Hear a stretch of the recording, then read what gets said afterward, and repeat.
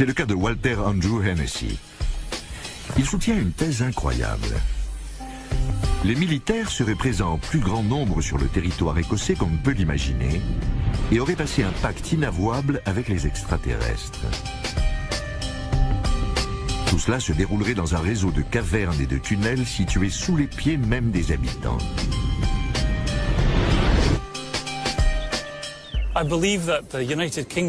Je pense que le Royaume-Uni est l'un des endroits qui a le plus de lieux souterrains, tout particulièrement dans le centre de l'Écosse. C'est une région qui a l'un des réseaux de cavernes les plus méconnus au monde. Des cavernes? Andrew Hennessy est parvenu à cette conclusion étonnante en remarquant que l'Écosse était jalonnée de pylônes, de sites interdits et de zones protégées par des barrières. N'importe qui d'autre aurait déduit qu'il s'agit de banales bases de l'OTAN.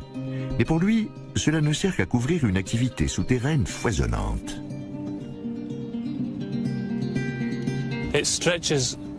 Cela s'étend jusqu'à Dunfermline pendant des kilomètres et des kilomètres. Au-dessus des transmetteurs, des pylônes et des paraboles du centre de contrôle militaire, j'ai vu un vaisseau spatial lumineux en forme de cube avec plein de lumière bleue. Andrew dit qu'il a découvert l'entrée d'un tunnel sur cette colline, près de Bonny Bridge.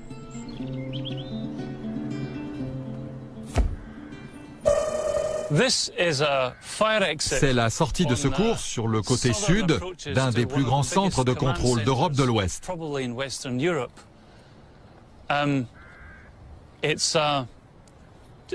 C'est la sortie de secours de la base souterraine. Si vous vous demandez ce que les extraterrestres complotent avec l'armée, c'est tout simple. Andrew dit que les envahisseurs vivent dans un empire grand comme une galaxie et s'approvisionnent sur Terre. Ils ont un empire immense. Ils ont mis au point un système de portails dont l'un se trouve dans le West Lothian près de Bonny Bridge.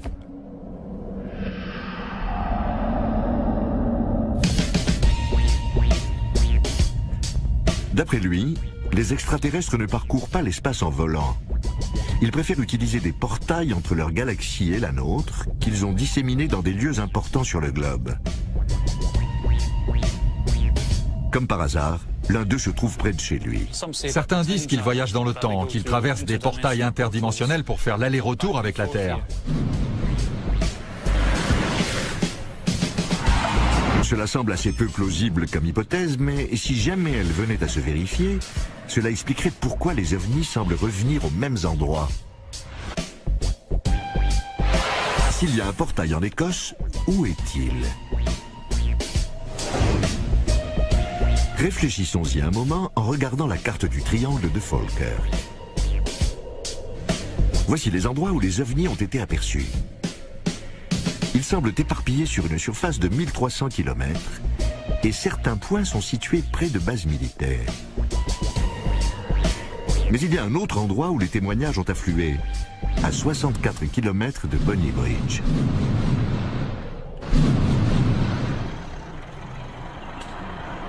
Il s'agit de la petite ville de Roslyn, dans le sud du triangle.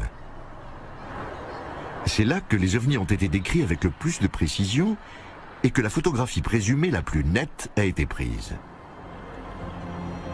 Andrew Hennessy s'en sert d'ailleurs comme preuve. Ce vaisseau spatial a été photographié le même soir près de Roslyn.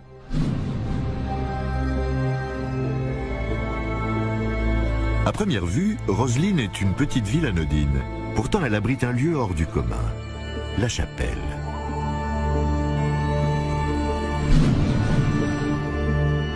C'est l'un des endroits les plus mystérieux au monde.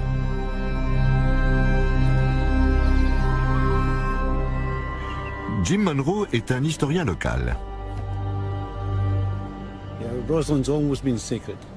Roslyn a toujours été un lieu sacré. C'est l'un des sites les plus sacrés en Grande-Bretagne, sinon au monde.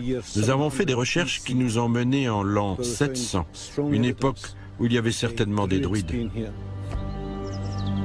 C'est aussi l'épicentre d'une des théories du complot les plus étranges.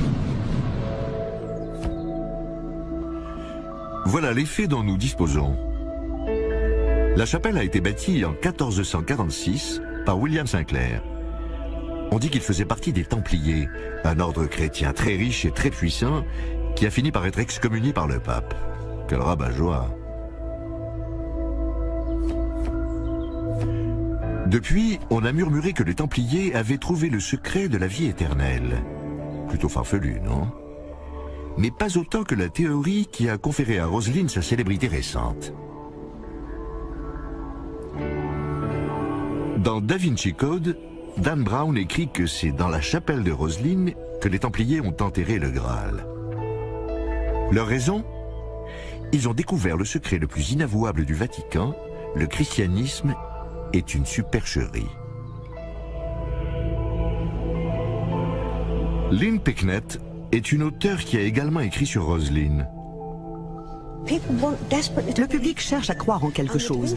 Da Vinci Code est un roman policier palpitant qui a attiré l'attention des lecteurs.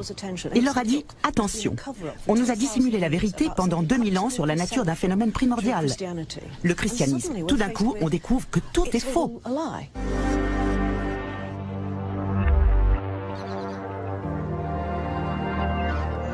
Dan Brown n'est pas le premier à avoir élaboré des thèses saugrenues autour de Roselyne. C'est même le dernier d'une longue lignée. Depuis des siècles, les gens pensent que la chapelle renferme des messages secrets, laissés là par le chevalier qui l'a construite. À Roselyne, tout est marqué, numéroté et au bon endroit. Rien n'est là par hasard. On peut interdire des livres ou les brûler, mais ce livre-là est en pierre. Il sera toujours là. Personne ne semble savoir ce qu'il nous dit. Il y a des millions de théories à ce sujet, presque autant que la chapelle a de visiteurs. Apparemment, Sinclair était porteur d'un message. En revanche, nul ne sait d'où il tirait ses connaissances. C'est déjà bien assez mystérieux, mais cela le devient encore plus quand on relie tout cela aux ovnis que les gens affirment avoir vus. L'ufologue écossais Ron Halliday s'est penché sur la plupart des cas. La chapelle de Roselyne a toujours été considérée comme un lieu mystique. C'est vrai qu'on a aussi souvent vu des ovnis dans la région depuis des années. Des objets triangulaires ou circulaires dans le ciel ou sur le sol. En plus, certaines personnes disent avoir vu des êtres extraterrestres.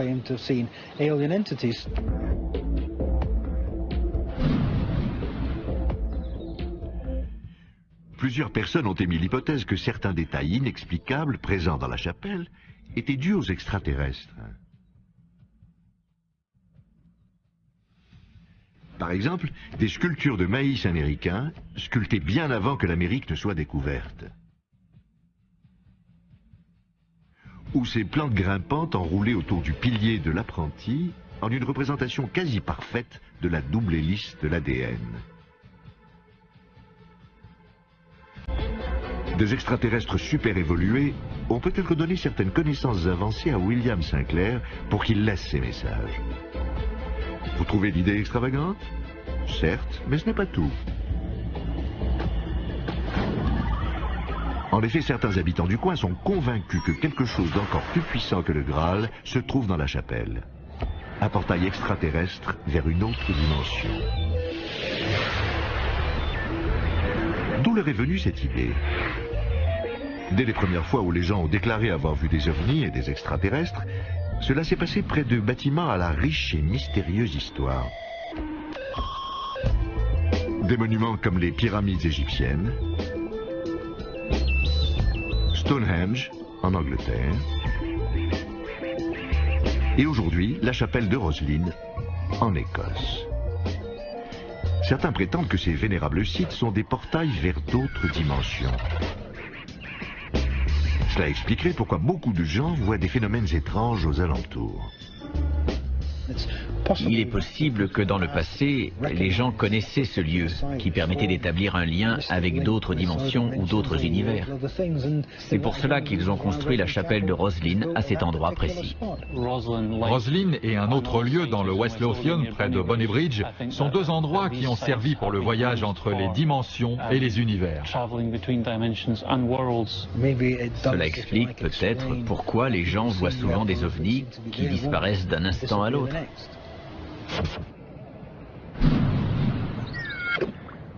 Contre toute attente, les experts auxquels nous avons demandé de trouver le portail de Roslin disent être tombés dessus. Tout à coup, je me suis senti soulevé du sol. Je pouvais sentir avec mes mains où se trouvait le portail, où il commençait et où il finissait. C'est peut-être un portail vers une autre dimension. Qui sait?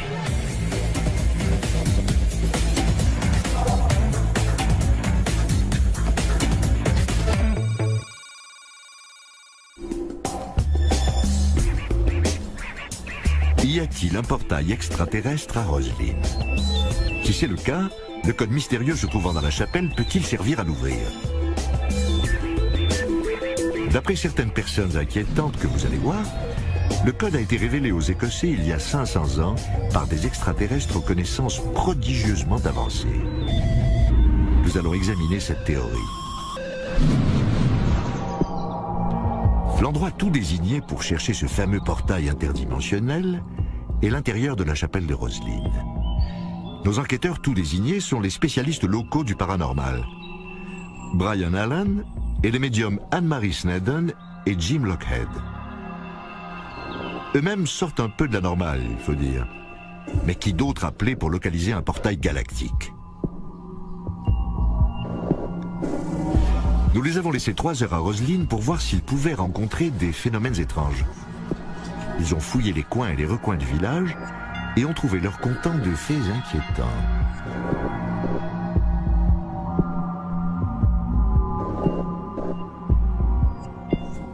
L'un des guides m'a demandé de me tenir sur une dalle précise dans la crypte. J'ai eu une sensation incroyable. J'ai senti une espèce d'ondulation sous mes pieds, comme si j'étais sur un tapis en caoutchouc et que quelqu'un le faisait bouger. C'était vraiment extraordinaire. Le guide m'a demandé ce que je ressentais. Je lui ai dit et il m'a répondu que ce n'était pas étonnant vu que tous ceux qui se placent à cet endroit ressentent la même chose. J'ai eu l'impression d'arpenter un bateau de la poupe à la proue. Je ressentais un roulement agréable dans mon corps.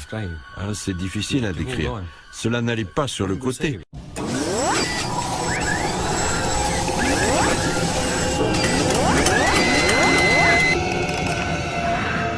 Seulement vers l'avant et verticalement.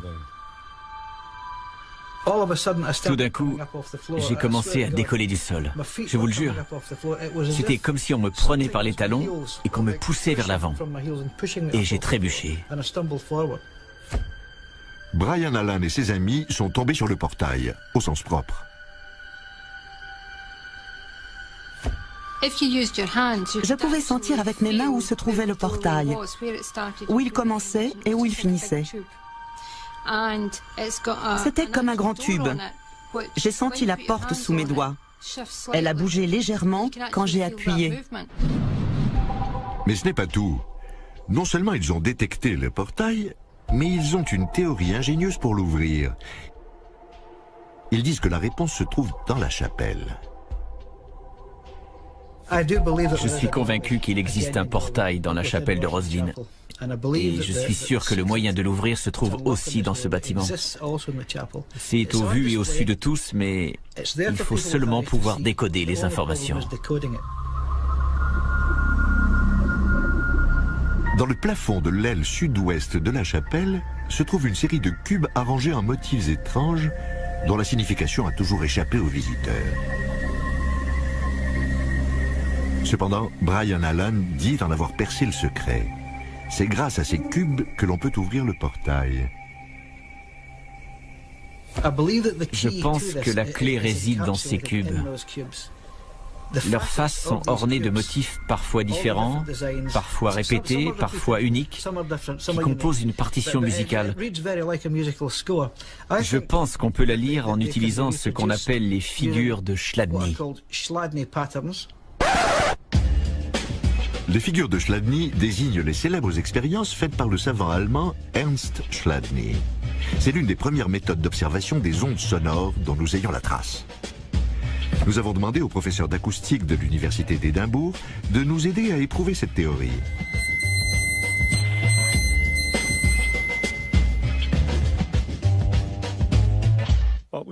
J'ai ici une plaque carrée qui est fixée au milieu, mais dont les côtés peuvent vibrer.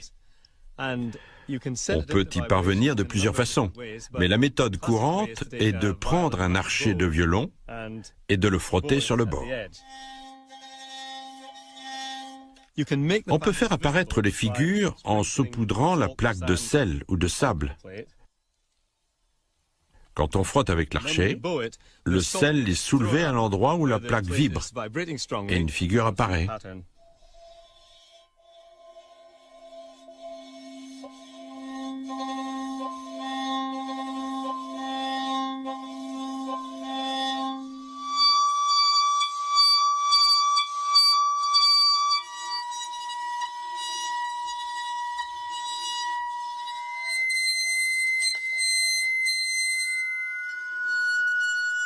Professeur, est-il possible que Brian Allan ait raison?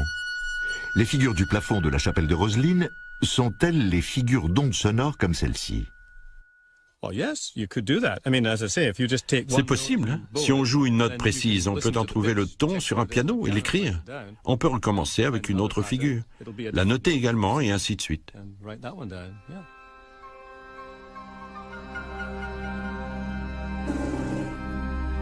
Brian Allan pense que les figures présentes sur les faces des cubes représentent des séries de notes.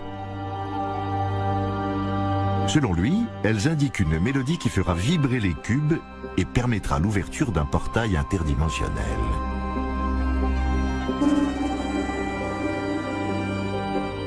Je ne dis rien de neuf en affirmant qu'il s'agit d'une partition musicale. Je ne dis pas que j'ai découvert cela puisque c'est connu depuis des années. Le seul problème qui subsiste, c'est celui de déchiffrer cette partition.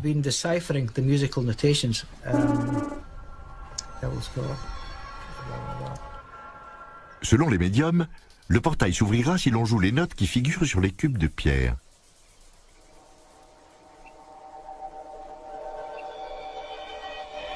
Nous avons donc demandé au professeur Campbell d'essayer de reproduire les figures grâce à la méthode de Chladni.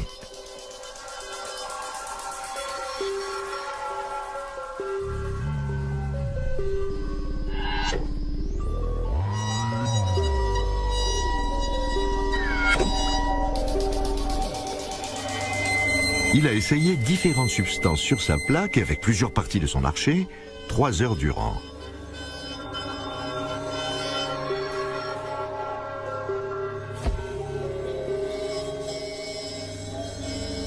Mais cela n'a rien donné. Il a été incapable de reproduire les figures. Apparemment, les inscriptions de la chapelle n'ont rien à voir avec les figures de Chladni. Malgré cet échec, les médiums n'ont pas été déçus. Selon eux, l'ouverture du portail aurait des conséquences terribles. Il y a plusieurs portails de par le monde. Je suis persuadé que si on en ouvre un, tous les autres s'ouvriront. Et ce sera le chaos. L'idée d'ouvrir un portail me terrifie. On ne sait pas ce que l'on va laisser rentrer.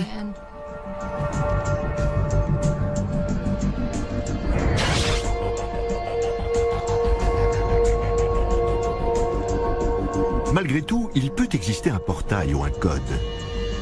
Peut-être que les extraterrestres sont les seuls à pouvoir le déchiffrer, ou peut-être qu'ils ont un système de notation musicale différent du nôtre.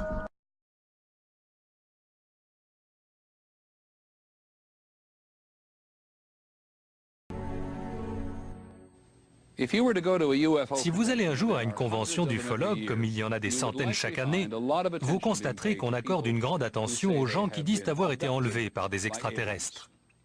Et on ne peut pas parler d'ovnis et d'ufologie sans aborder ce phénomène. Cependant, en entendant les témoignages qui vont suivre, n'oubliez pas ceci. Les psychologues disent qu'il n'y a aucune raison de penser que ces soi-disant kidnappés sont plus perturbés que la moyenne de la population. Nous sommes des gens parfaitement normaux. Vous nous côtoyez au travail, dans votre famille, parmi vos amis. Pourtant, nous vivons des expériences extraordinaires. Et nous cherchons tous à comprendre ce qui nous arrive. Qui est derrière tout ça et pourquoi? Cette nuit-là, j'étais couché quand 4 de ces êtres sont entrés chez moi. J'étais réveillé dans mon lit. Je ne sais pas d'où ils sont venus, ni comment.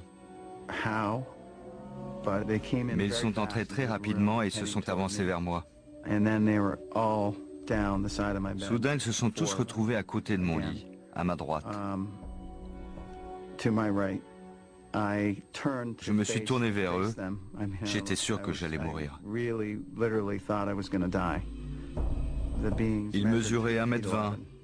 Et m'ont paru très froid. C'est extrêmement dérangeant d'être dans une pièce avec quelque chose qui n'est pas censé exister. J'ai été emporté à bord du vaisseau et emmené dans une pièce complètement scellée. Je ne peux pas parler de ce qu'on m'a fait là-bas, c'est trop personnel. C'est incroyable. Ils sont dans ma chambre. Ils sont dans la chambre. Ils sont tous les deux à ma gauche. Deux à gauche. Ils sont de nouveau là, à ma gauche. Ils sont là. Bud Hopkins est un artiste qui a consacré les 25 dernières années à faire des recherches, convaincu que les extraterrestres sont parmi nous et qu'ils enlèvent des gens.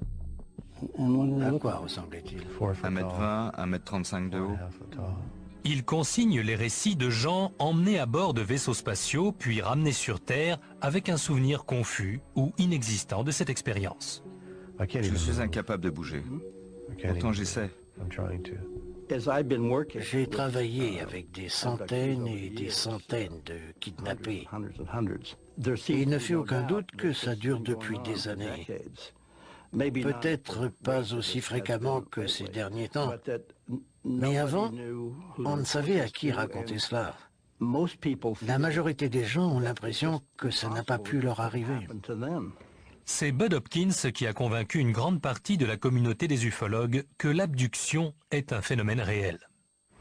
Je conserve les dessins de ce dont les gens se souviennent à l'intérieur du vaisseau, en particulier le visage des extraterrestres.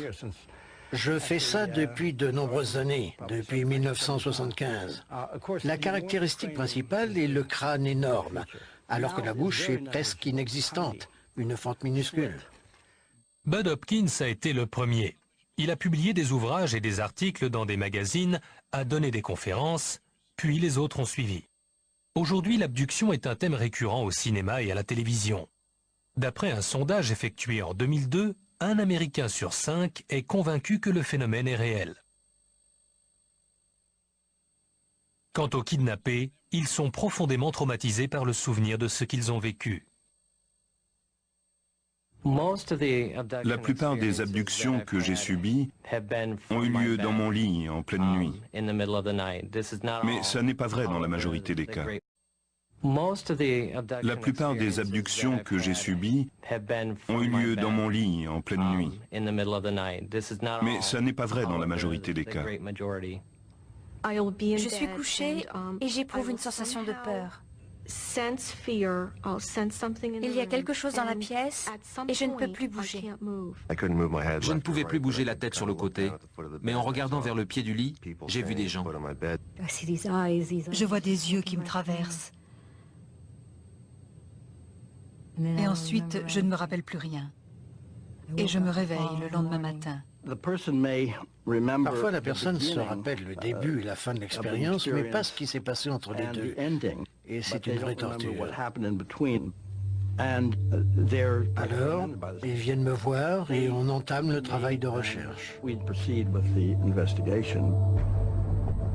Le plus souvent, Bud Hopkins a recours à l'hypnose, une façon pour lui de mettre la personne en relation avec les souvenirs qu'elle aurait refoulés. Installez-vous confortablement, détendez-vous. L'hypnose peut s'avérer très utile. Quand un individu est détendu, on arrive à éliminer les sensations parasites et à obtenir un souvenir net de ce qui s'est passé. Vous êtes dans votre lit.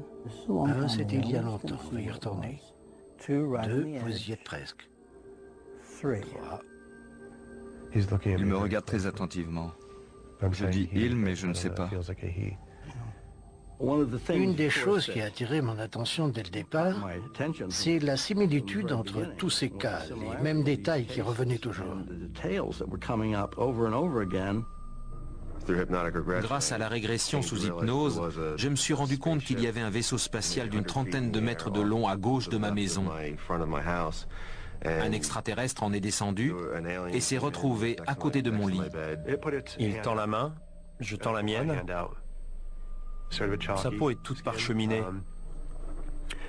très sèche au toucher. Et puis je ne me rappelle plus comment, mais on flotte dans les airs. Ils m'ont amené devant une créature tellement horrible que je ne pourrai jamais l'effacer de ma mémoire. Elle mesurait plus de 2 mètres de haut. Très grand, très mince, effrayant, parfois presque comme un insecte. Ça me terrifie. Je me retrouve dans une pièce, allongée sur un brancard, et cette créature, je ne sais pas comment le dire, elle m'écarte les jambes. Ils m'enfilent une espèce de suspensoire auquel est fixé un tube rattaché à une machine et ils m'extraient du sperme. Je ne sais pas comment.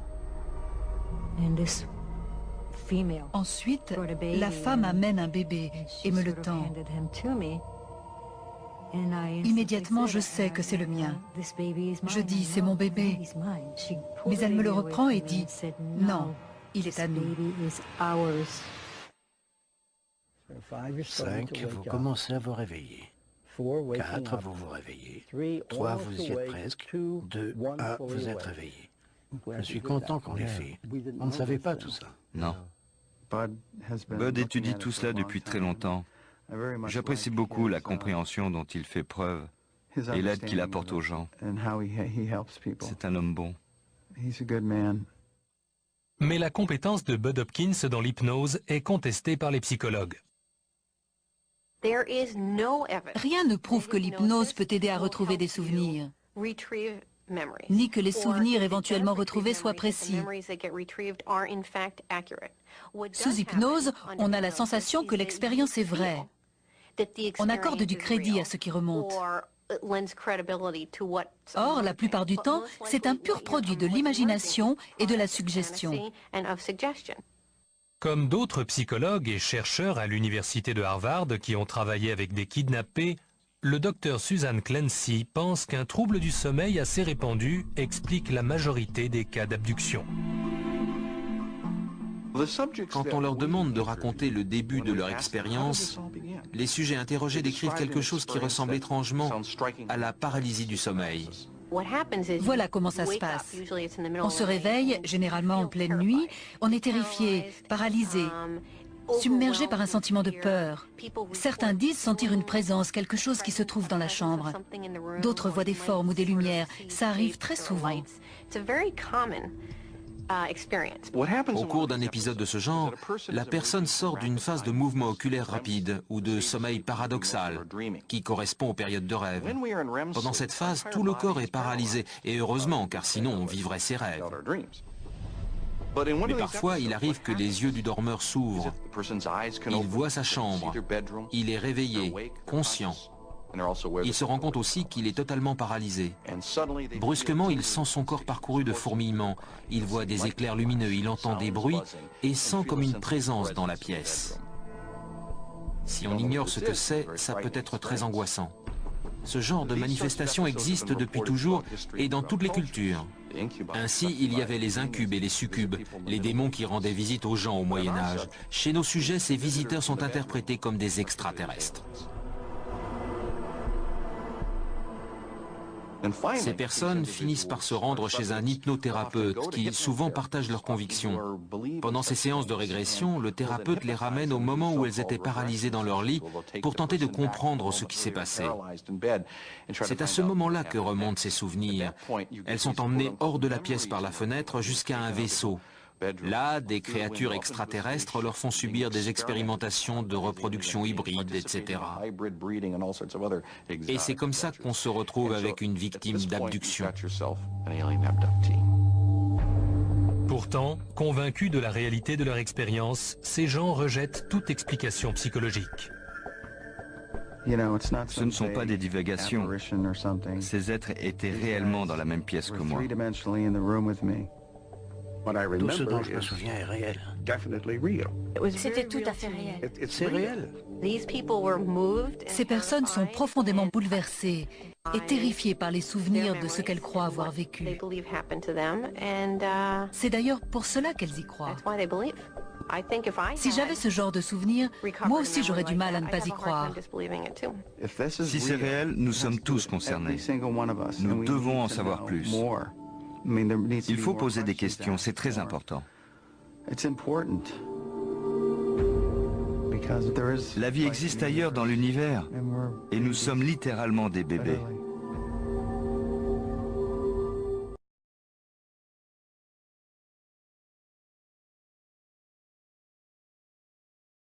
Toutefois, dans une interview exclusive pour Secrets et Mystères du Monde, cet homme, David Adair, un expert de renom mondial dans le domaine des technologies de l'espace, a accepté de faire des déclarations publiques sur sa propre expérience dans la zone 51.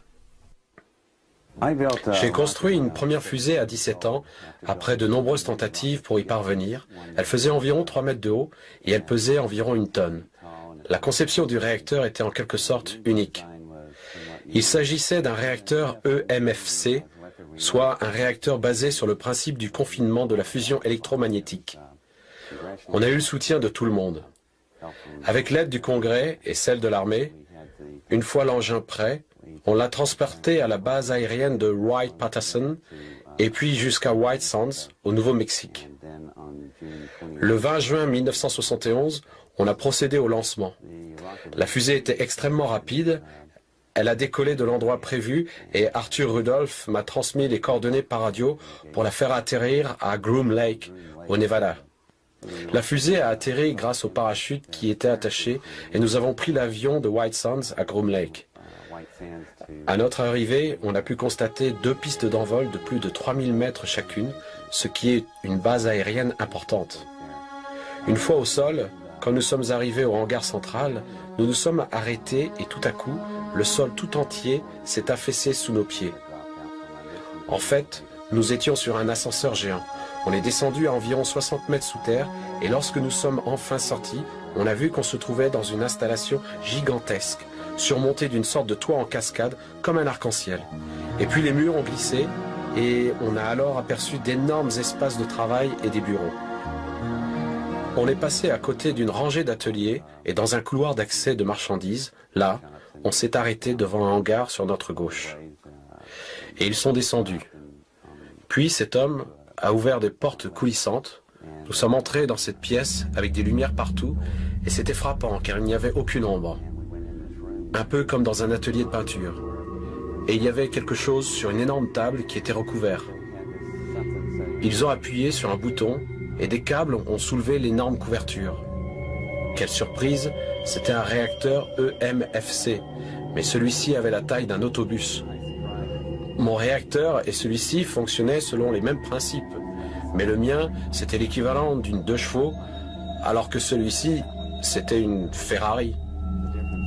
C'était incroyablement sophistiqué. Il était clair que ce réacteur n'aurait pas pu être fabriqué à notre niveau d'avancement technologique. Cet engin était énorme, et pourtant, il n'y avait pas le moindre câble, pas de vis, pas de rivet, aucun boulon, aucune soudure, aucun raccord, rien. comme si l'engin entier était fait d'une seule pièce. Quand on touchait le réacteur, c'était encore plus étonnant. Où que vous le touchiez, votre peau créait des tourbillons, fort jolis, qui partaient de l'endroit du contact et traversaient la coque de métal. L'onde se propageait sur 2 mètres de rayon dans toutes les directions. C'était vraiment intéressant, c'était sensible au toucher. C'était trop pour moi. Ce réacteur ne pouvait pas leur appartenir. C'était impossible, en raison de sa conception. Nous n'avions pas la technologie requise, ni à cette époque, ni même aujourd'hui. Alors je me suis énervé, et eux aussi. Ils m'ont ordonné de redescendre. Je commence à descendre, mais cette fois, lorsque je touche la paroi du réacteur, les tourbillons bleus et blancs deviennent rouges flamboyants. Ils sont orange et rouge traversant la coque. J'étais si surpris de voir que je m'arrête. Et à mesure que je retrouve mon calme, les couleurs retournent au bleu et au blanc. Et c'est là que j'ai réalisé que ce réacteur était vivant.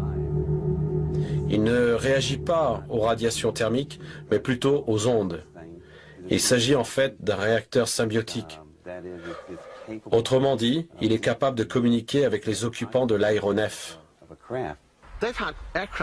Ils avaient des engins volants ressemblant à des soucoupes qui se sont écrasés au sol. Ils ne comprenaient pas ce qui les faisait fonctionner. Ils se servent en fait d'êtres humains par la voie de la télépathie. Un peu comme dans le cas du projet de Remote Viewing. Ils peuvent, en connexion avec la zone 51, déterminer comment ces appareils étaient commandés par la pensée. Si vous doutez, je vais vous parler de développement récent. À l'université de Princeton, au laboratoire de recherche Pear Labs, le professeur Robert Jahn travaille en ce moment même sur le nouvel avion de combat X-29 et plus particulièrement sur un module de transmission par lequel le pilote, dans son casque, est connecté au cerveau-commande de l'avion au moyen d'électrodes reliées à son crâne, et ce sont ses pensées qui font réagir l'avion. Une véritable relation symbiotique entre le pilote et l'avion. C'est quand je suis redescendu du réacteur et que je l'ai regardé que je me suis vraiment rendu compte qu'il était d'origine extraterrestre. Cette conception n'avait rien à voir avec notre technologie. J'ai compris que cet engin était en fait la preuve que tout le monde cherche, et ça m'enrageait qu'ils cachent cette information du public, car ils n'ont aucun droit de faire ça. Cet épisode s'est terminé lorsque David fut écroué jusqu'à l'arrivée du général Curtis LeMay, à l'époque commandant de la division stratégique de l'armée de l'air, qui l'a escorté jusque chez lui.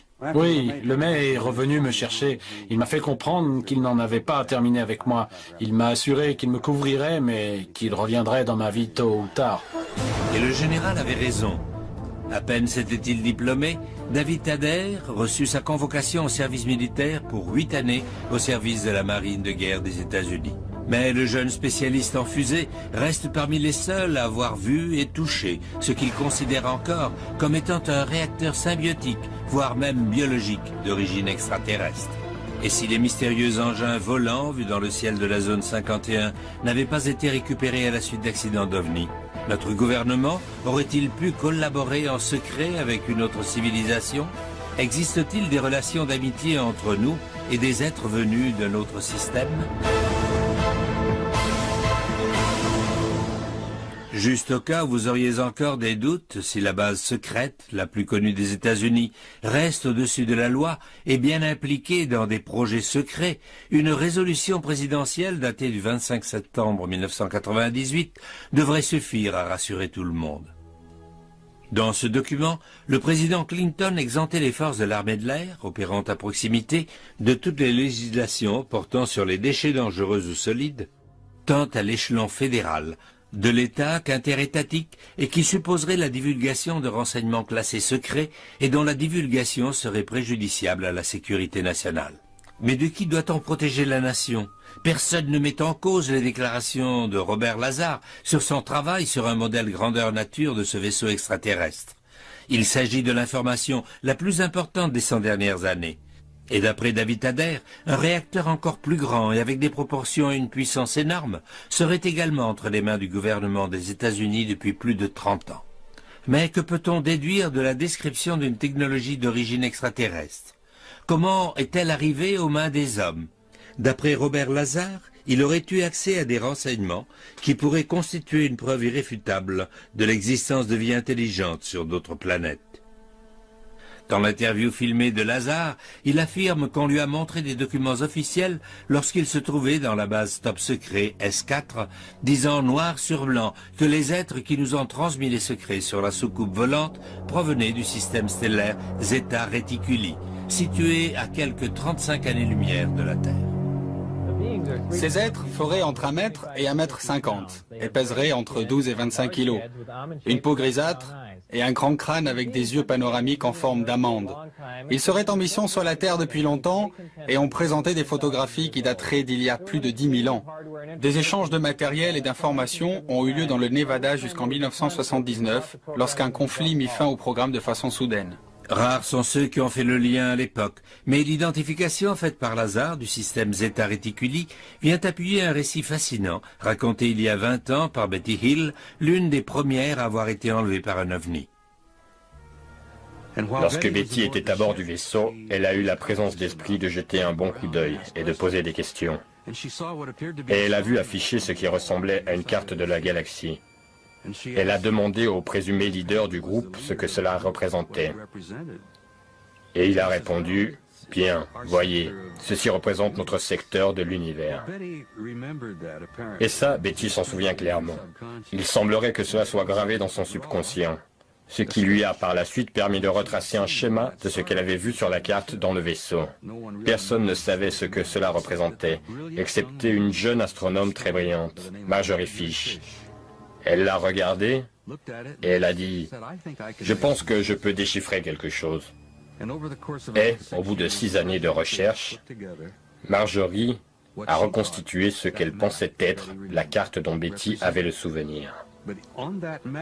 Se trouvaient ici plusieurs systèmes stellaires qui n'ont été découverts que vers la fin des années 60.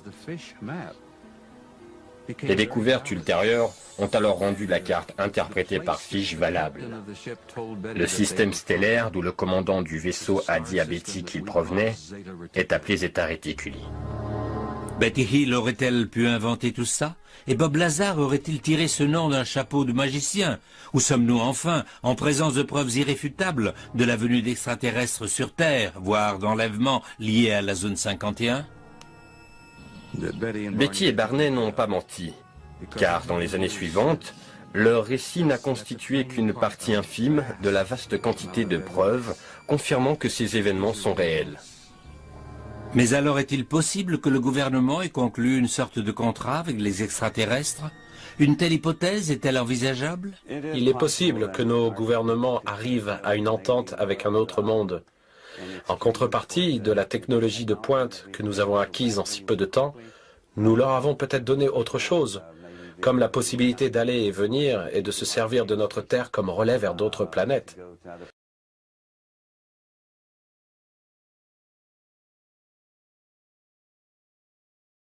À la fin de l'été de cette année-là, la télévision, la radio et les journaux de l'Amérique ont envahi la place pour couvrir un fait divers étonnant. Probablement le plus étrange et le plus incroyable de cette décennie. À l'époque, les médias américains n'avaient d'intérêt que pour l'espace et les objets volants non identifiés. Au cœur de cette controverse, un couple de fermiers, Elmer Sutton et son épouse Vera. Mon père, Elmer Lucky Sutton, il avait hérité de ce surnom de Lucky parce qu'il était chanceux. Il a vécu beaucoup d'adversités dans sa vie. Il a quitté la maison durant le carnaval à l'âge de 14 ans. À l'époque, la femme de son père, Vera, était un peu plus âgée que lui. Mais ils avaient du plaisir ensemble, de vrais adolescents. Ils avaient monté un spectacle tous les deux, où mon père lançait des couteaux dans sa direction. Accrochés à une planche, les couteaux venaient se planter tout autour d'elle. De quoi donner la chair de poule.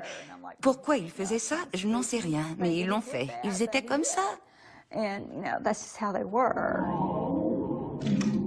Croquis à l'appui, le couple Sutton, leur ami Billy Ray, son épouse et leur enfant, ont affirmé avoir été attaqués par des nains aux yeux jaunâtres, avec de grandes oreilles pointues, et marchant portant leurs bras levés au-dessus de leur tête, comme si on les dévalisait, diront plus tard la famille. La presse à sensation titrera extraterrestre venu de l'espace. La rencontre Kelly-Hopkinsville en 1955 est vraiment une histoire fascinante. La maison était pleine. Nous formions une famille de 14 personnes. Il y avait mon père, ma grand-mère, mes oncles. Nous étions 14 dans la maison ce soir-là. Le 21 août 1955, vers 19h, Billy Ray Taylor sort chercher de l'eau au puits. Levant les yeux, il aperçoit une lumière étrange qui tombe dans un ravin. Étonné, il se précipite à la ferme des Sutton pour raconter son histoire. Il ne savait pas ce que c'était. Il est rentré dans la maison et a raconté ça à tout le monde. Je croyais qu'il essayait de nous faire une blague, parce qu'il était assez habile à ce jeu. Désintéressé, Elmer jette un œil à la fenêtre. Mais il insistait, il ne lâchait pas.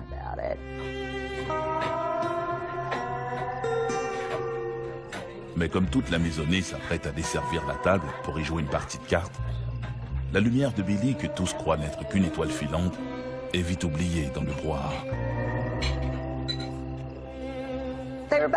On se contentait tout simplement de profiter de la soirée. Les hommes jouaient aux cartes, les femmes avaient préparé le souper et rangé la table, les enfants jouaient ensemble, et c'était tout simplement une soirée calme et paisible ce soir-là. Une heure plus tard, le chien se met à aboyer. Intrigués, Billy Ray et Elmer Sutton décident d'aller voir ce qui se passe. Alors mon père s'est levé et a dit « Viens me montrer ce que tu as vu ».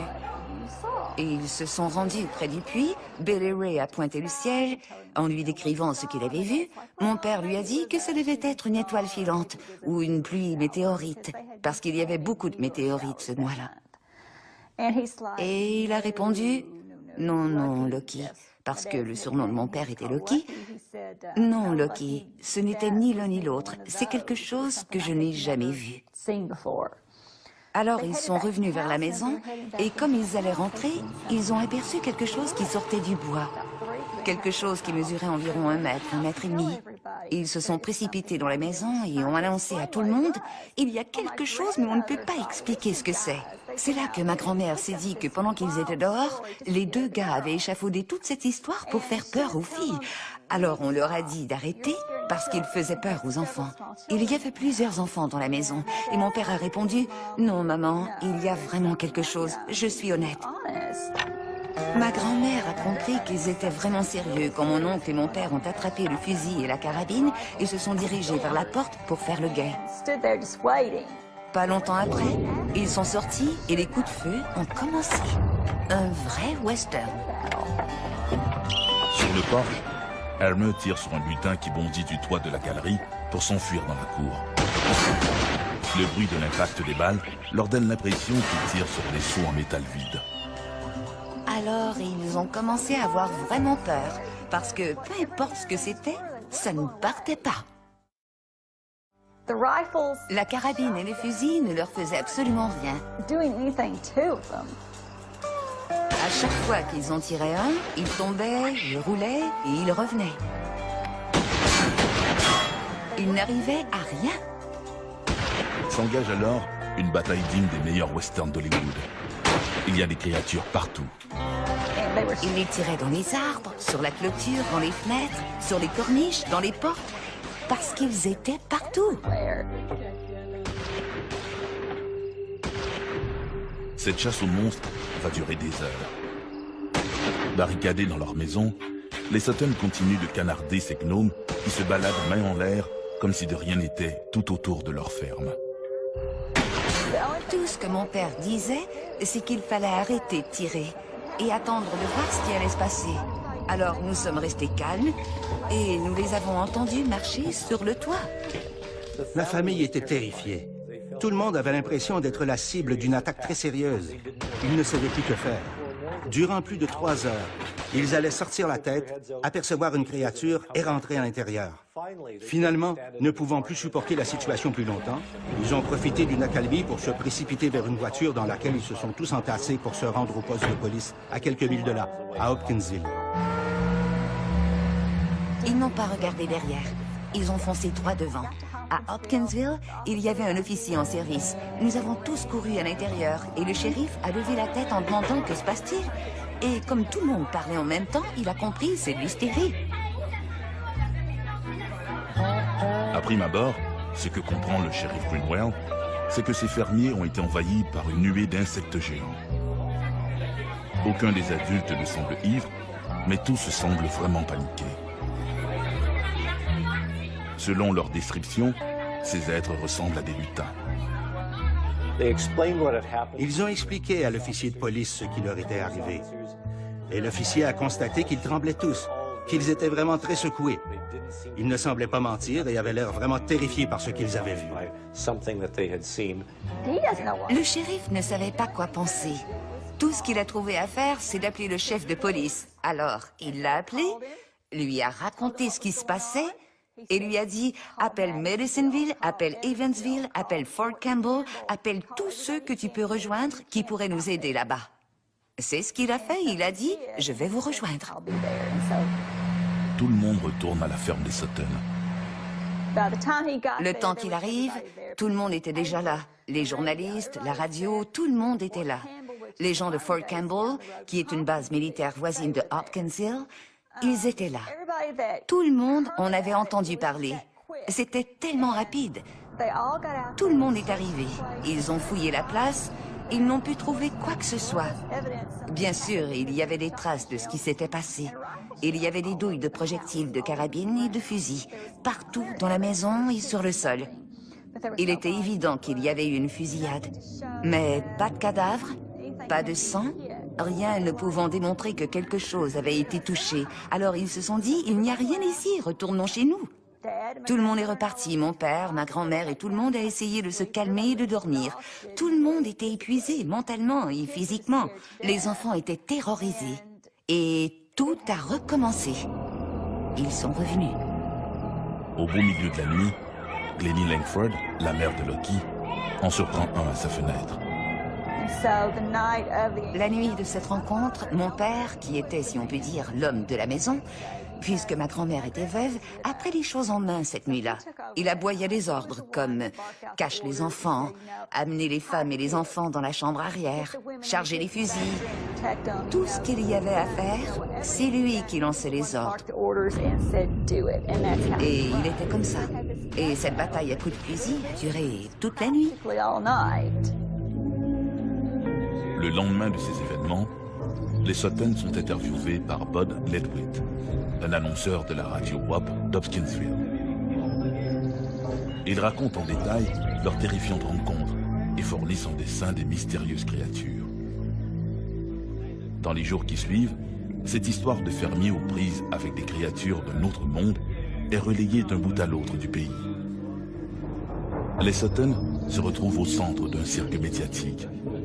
Leur histoire est colportée, travestie et transformée. Certains reporters, avides de sensations fortes, iront même jusqu'à parler de petits hommes verts lumineux avec des yeux de rayons laser. Qu'est-ce que c'était? On ne le sait pas. Des extraterrestres? Probablement.